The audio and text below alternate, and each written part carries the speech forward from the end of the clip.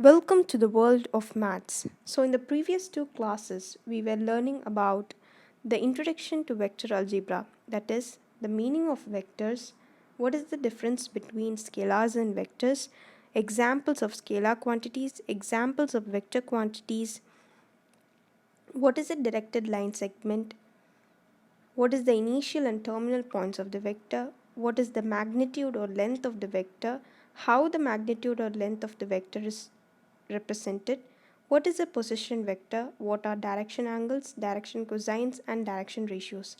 So let us mark these points in our textbook as important points. The chapter starts with the page number 424, vector algebra. A quantity that involves only magnitude is called scalar quantities.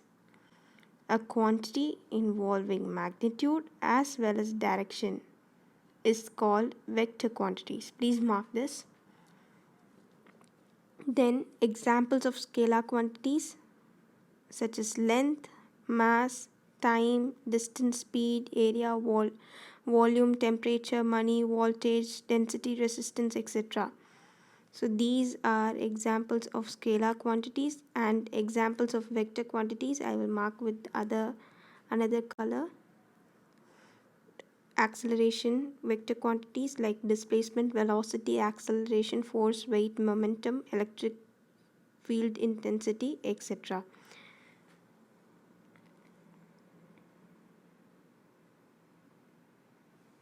Come to page number 425.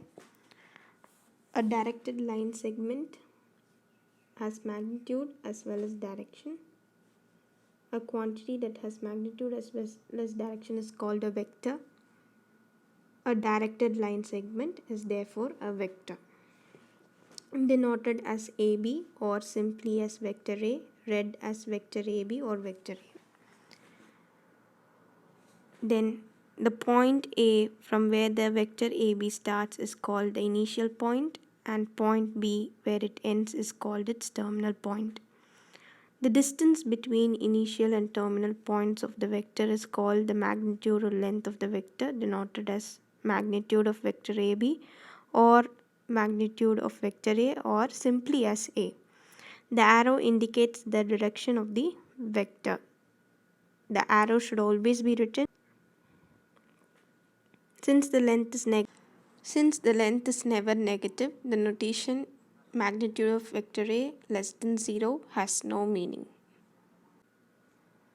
Consider a point P in space having coordinates x, y, z with respect to the origin O. Then the vector OP having O and P as its initial and terminal points respectively is called the position vector of the point P with respect to O. So using distance formula we can derive. Come to page number 426.